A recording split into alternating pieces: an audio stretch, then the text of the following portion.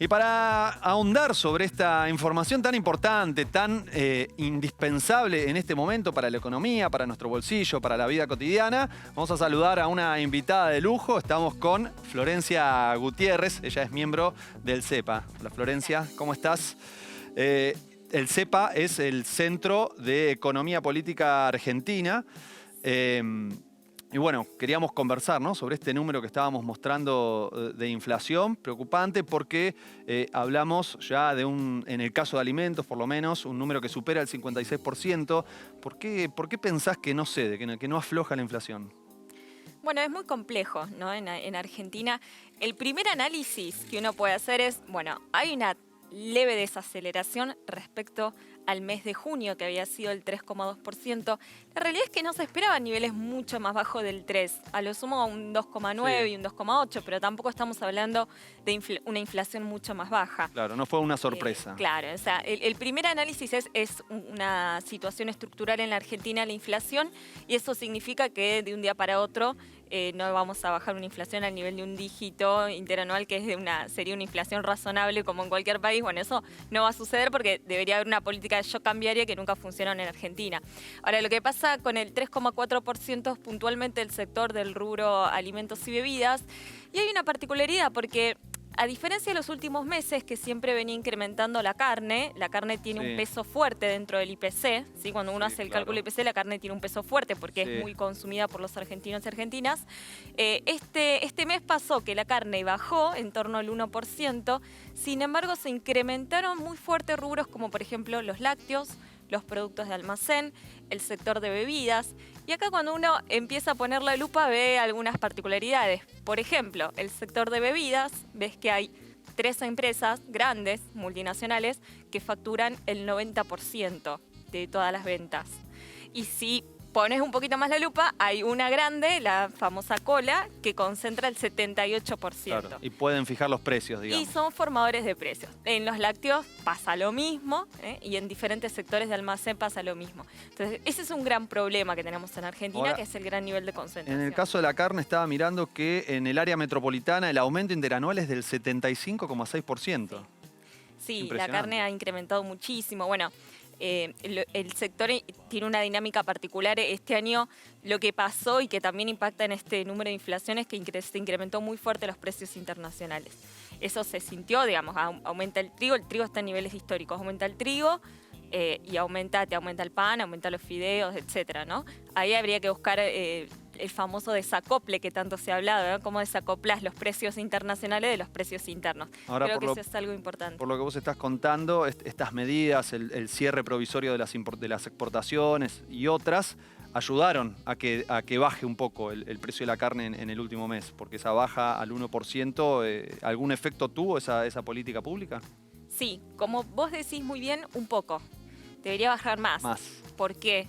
Porque si uno mira qué pasó con el precio de los novillos que se comercializan en Liniers, en el mercado de Liniers, la hacienda en pie, el ganado de pie, como se dice, bajó bastante más del 1%. Entonces, si bajó mucho el novillo de 300, 360 kilos, y el precio en góndola debería bajar más del 1%. Si hace tendencia, por lo menos debería verse reflejada en el mostrador los próximos meses. Hay que ver ahí qué pasa, pero bueno, a priori... No cantemos victoria. No cantemos victoria. Sí hay que remarcar que es importante que hay cortes que quedan para consumir en el mercado interno, como el asado, el matambre, bueno, los que más se consumen los domingos. Entonces, eso también es positivo, teniendo en cuenta que hoy las principales exportaciones se van a China y China se convirtió en una carnicería. Hoy te consume no solamente, si se quiere, la carne más premium, como pasa en algunas exportaciones, sino la media res completa, claro. Y listo. ¿Y pensás que se deberían establecer controles en otros eslabones de la cadena de producción, justamente para llegar a establecer un control más certero de precios? Sí. A ver, cuando hablemos de cadena de producción nos estamos refiriendo al producto desde la materia prima hasta que una persona lo consume en la góndola, ¿sí? En toda esa cadena, pongamos un tren que tiene diferentes eslabones, hay diferentes actores que tienen diferentes intereses. Entonces, el que está en la etapa de industrialización va a querer pagarle más barato al que vende la materia prima, y el que vende la materia prima va a querer que le pague más, ¿sí? El que termina perdiendo siempre, ¿quién es? El que está al final de esa cadena, que es el consumidor, ¿no? Porque él ya no puede negociar con nadie, tiene que ir y comprar.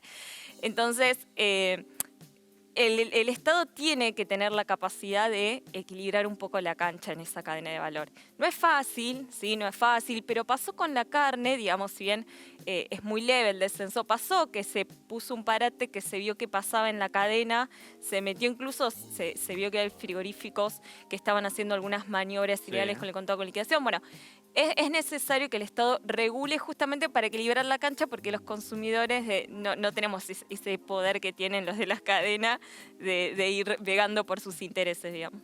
Y cuando hablamos de súper cerca, de precios cuidados, allí pensás que es un programa que resulta limitado, que debería tener un alcance mayor para que efectivamente tenga algún impacto en el IPC. Sí, lo que pasa con esos programas es que son muy efectivos, pero son herramientas, digamos. No atacan en profundo la inflación. ¿Sí? Si uno hace un análisis, se quiere, más macroeconómico de la inflación, y tendrías que ver qué sucede con el tipo de cambio, que si bien hoy está actuando como ancla, no está generando presión sobre la inflación. Tener una brecha cambiaria es un problema para el país y para la Argentina. Tenés que ver qué pasa, por ejemplo, con la base monetaria, que hoy está muy bajita. Entonces, para atacar la inflación tenés que ver todo un contexto macroeconómico.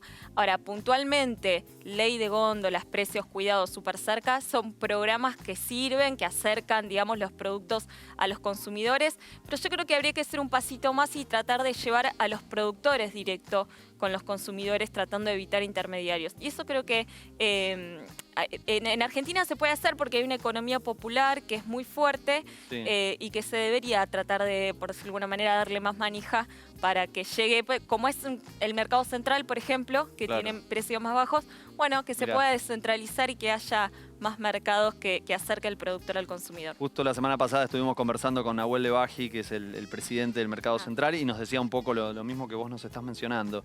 Y en relación a la recuperación del empleo, te saco un poquito del tema inflación y te llevo a la problemática del empleo, que todavía no recuperó los niveles pre-pandemia. ¿Vos pensás que en un plazo más o menos breve vamos a poder recuperarlo efectivamente?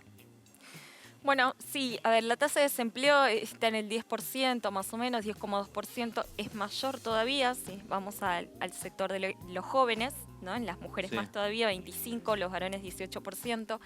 Ahí creo que es importante, bueno, estos programas que se han lanzado, que apuntan, el programa Te Sumo, Argentina Programa, que apuntan a los jóvenes, pero independientemente de eso, yo creo que si uno mira lo que pasa en el sector del empleo, lo que ves es que hay un sector de informalidad que se fue recuperando, porque las changas fueron recuperándose a medida que se fue abriendo la economía, y el sector industrial, que recuperó también los puestos de trabajo incluso por encima de los niveles prepandemias. Por ejemplo, el empleo en la industria aumentó más o menos 22.000 puestos de trabajo, si mal no recuerdo el número, pero es un número mayor incluso a los niveles del año 2019.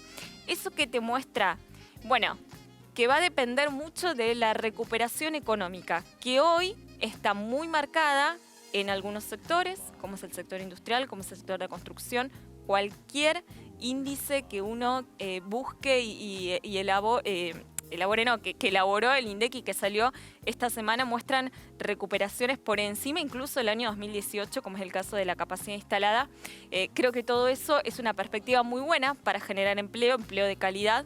Pero después hay otros sectores que se han perdido muchísimos puestos de trabajo, turismo, gastronomía, espectáculos, que va a costar muchísimo más recuperarse, ¿no? Sí, hoy justo estaba el presidente y anunció la renovación del programa que tiene que ver con el fomento del turismo, ¿no? El previaje. Sí. ¿Y pensás en algún sentido que este sistema, este formato que se está anunciando y que tiene que ver con un debate alrededor de transformar los empleos, los planes sociales, el potenciar trabajo y otros, en empleo genuino, dicen, ¿no? Las autoridades, el ministro de Trabajo, el presidente de la Nación, Juan Zabaleta, el nuevo ministro de Desarrollo Social, también se expresó en ese sentido. Y me parece que en algún sentido el propio Martín Guzmán, el ministro de Economía, está buscando reducir el gasto, ¿no? en ayuda social y trasladarlo, por lo menos en el plano del empleo, trasladarlo al sector privado. ¿Vos pensás que eso es posible en nuestro país? Yo creo que es necesario en nuestro país. Yo creo que soy una gran defensora de los planes digo, pensemos qué hubiera pasado en Argentina si no hubiera estado el IFE o si no hubiera estado la UH en su momento o ahora, ¿no? Que son una protección muy grande para una gran cantidad de hogares. Ahora también creo que es necesario y que tiene que salir adelante una familia, los hogares, las personas a través del empleo, ¿no? El empleo, el trabajo organiza, como decía el general. Así que yo creo que tratar de ir hacia el camino de generar puestos de trabajo de calidad es imprescindible para la economía argentina. Ahora, mientras tanto, hay planes sociales, son necesarios y está bien que estén, ¿no? Digo, tiene que haber una cobertura de esos sectores. ¿Ves que el sector privado, que el establishment poco a poco puede ir absorbiendo eso que hoy se hace cargo el Estado? Y yo creo que va a estar muy de la mano de cómo se recuperen los niveles económicos, porque en definitiva, si vos tenés una economía pujante que recupera de a poco los niveles de consumo y que entonces muestra una industria que produce más porque esos bienes que produce se vuelcan a la economía y se consumen y se va a necesitar de más mano de obra y de más puestos de trabajo, ¿no? Lo mismo con las inversiones que están llegando. Digo, hay un montón de empresarios argentinos que están invirtiendo en el país, que amplían fábricas y que abren fábricas que incluso habían cerrado en el año 2019. En ese caso se van a generar los puestos de trabajo que son muy necesarios. Yo creo que sí, que el sector privado... Florencia, gracias por venir aquí a nuestro living. No, por favor, gracias a ustedes. Nosotros vamos a hacer una breve pausa, ya retomamos aquí con más información en IP Noticias.